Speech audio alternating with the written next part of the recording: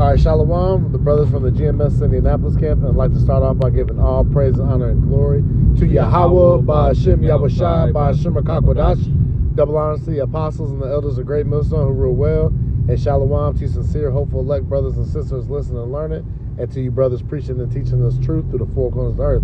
All right, it's the brother Nathan and the brother Romeo. Yeah, just in transit on our way to our midweek camp here in GMS Indianapolis. We do one on Wednesday, then camp on Friday as well. So we got two camps going on.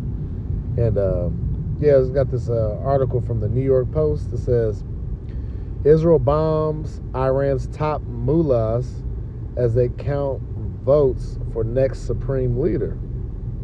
It says the Israeli Air Force struck a top Iranian meeting on Wednesday where Tehran's senior clerics had gathered to select a replacement for slain supreme leader Ali Khamenei.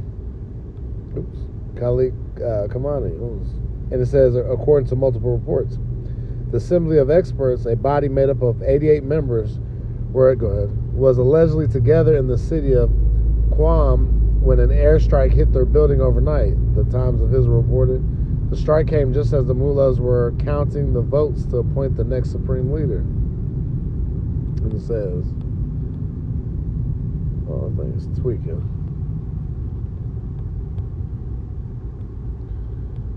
Okay. There's some pictures with it blown to smithereens. Yeah. Following the attack, Iran's semi-official Mehr news agency claimed that the building was an old structure that was no longer used by the assembly for its meetings. Hours after the strike occurred, the assembly allegedly named Khamenei's son, Mojtaba Khamenei, 56, as his successor. Mojtaba was notably among the 40 top lieutenants targeted during the first 48 hours of the war, with conflicting reports on whether or not he survived. Mojtaba is known for a staunch adherence to his father's hardline conservatism and has close ties to Iran's notoriously brutal Islamic Revolutionary Guard Corps military body, according to CNN. Now, like I said, they're painting Iran to be this big terrorist organization and destructive force, but it was really amongst American and the Israelis, right, that are actually carrying out these terrorist type attacks, man. So they're demonizing like they've demonized every other country that they've taken over, you know, which we know Iran ain't gonna fall because Russia and China are eventually gonna step in. All right, we're seeing at the beginning of World War III. I got it. Go ahead. This is 2 Corinthians chapter 2 and verse 11. It says, lest Satan should get an advantage of us, for we are not ignorant of his devices. Right, we're not ignorant of his devices. All right, because we see that this is the same playbook America uses every time they take out a leader. All right, you've seen it with Maduro in Venezuela. You've seen it with Muammar Gaddafi in Libya. You've seen it in Iraq with Saddam Hussein. All right, and the list goes on of them demonizing people, you know, them doing the first attacks, and then when they attack back and defend themselves, they say, see, they attacked us. They're destroying our people, blah, blah, blah. Now we must take full force on them. All right? But, hey, remember, we're running into, the beginning of World War III, and that's going to come with thermonuclear destruction. This is Isaiah 9 and 5. It says, for every battle of the warrior is with confused noise and garments rolled in blood, right? And that's the ancient way of going to war. Sword, shield, you know, people losing limbs, screaming, blood all over the battlefield, all right?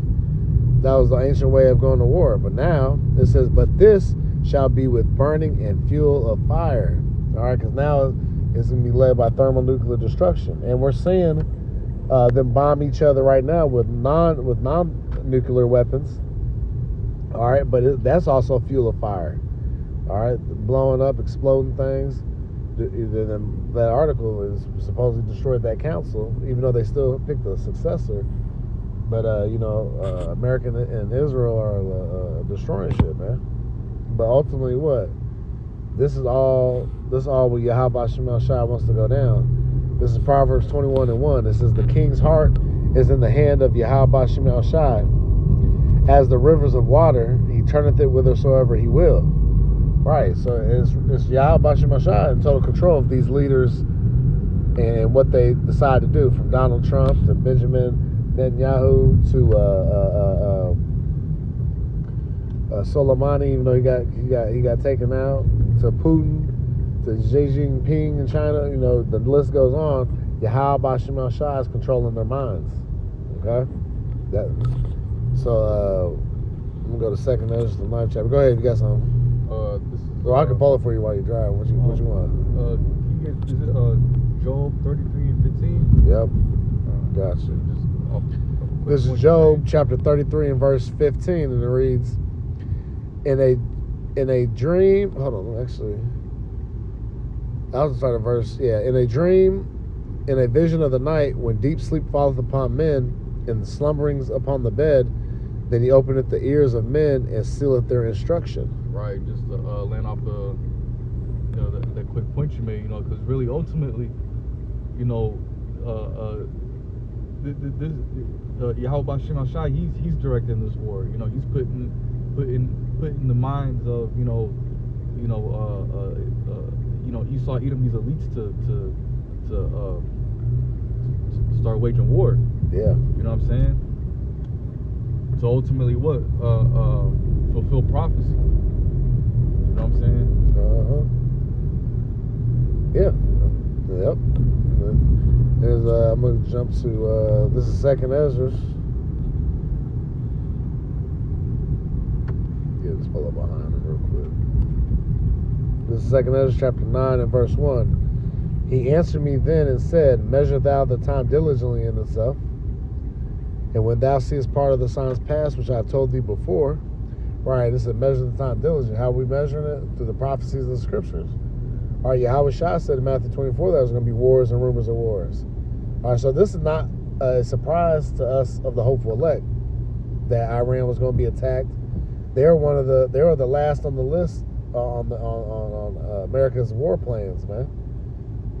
Okay, we're not surprised because we're actually paying attention, staying on our watch. We've actually been looking for this time.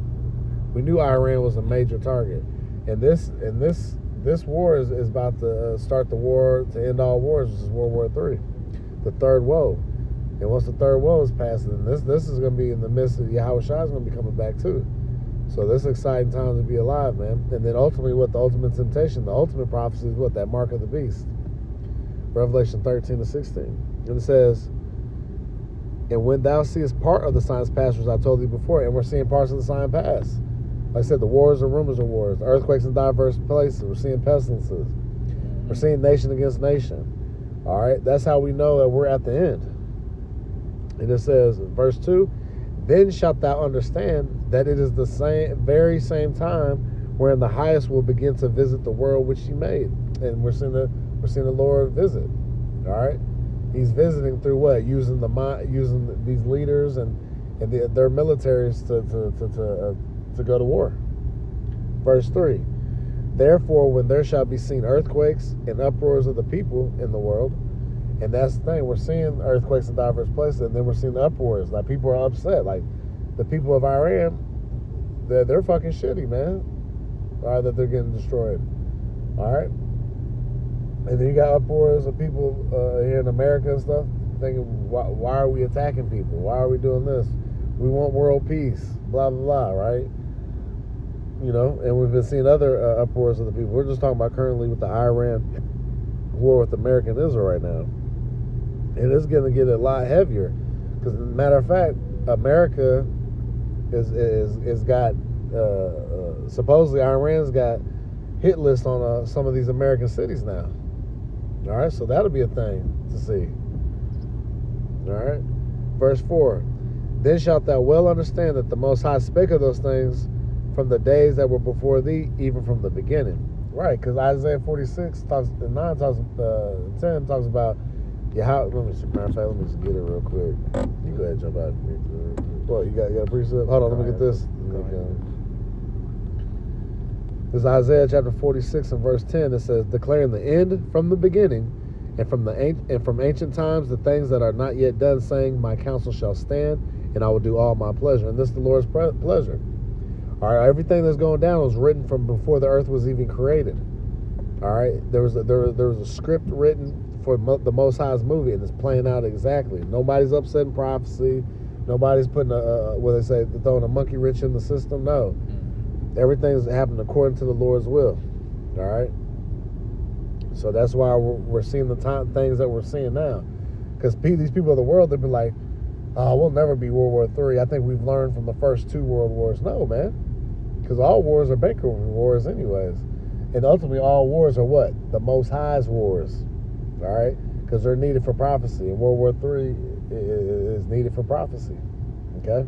Which won't go to its full effect until the MOT to the B, the Revelation 13 and 16, that charagma, that RFID, a micro C-HIP is put in play to the full extent and made mandatory. All right? With the global reset of the financial systems, all this is playing in a part, man. As we see the Strait of Hormuz being blocked now, so that's going to upset the global economy, man. All right. This is Jeremiah chapter 50 and verse 23. It says, "How is the hammer of the whole earth cut asunder and broken?" Right. And how's the whole? And who's been the hammer of the earth? America, Babylon the Great. All right, and now they're seeing Iran going tit for tat. All right, so America goes and destroys a bunch of shit. Well, guess what? Iran destroys a whole bunch of key objectives, like all these different military bases. They've hit over 14 different countries with U.S. military presence. All right, they've actually have bodies, sergeants and lieutenants that have been put to death that are on the American side. All right, go ahead. It says, "How has Babylon become a desolation among the nations?" Right. How has Babylon become a desolation amongst the nations? All right. Now they're showing their weakness. Hey, these smaller nations ain't so weak anymore, or considered shithole countries. All right. They're actually got the spirit and power to the Lord's working with them to destroy these places. All right. Is that on that? Yeah. Yep. So we made it. We made it to our destination for camp, so just want to do a quick hit. You know, there's more to be watching. This thing is heating up. This is just the beginning. So with that, we pray this is edifying to the elect, and like to give all praise, honor, and glory to Yahweh, Ba'ashem Yahushua, Ba'ashem Rakak Wadash. Double honors to the apostles and elders of Great Millstone who rule well. Kwam Yasha.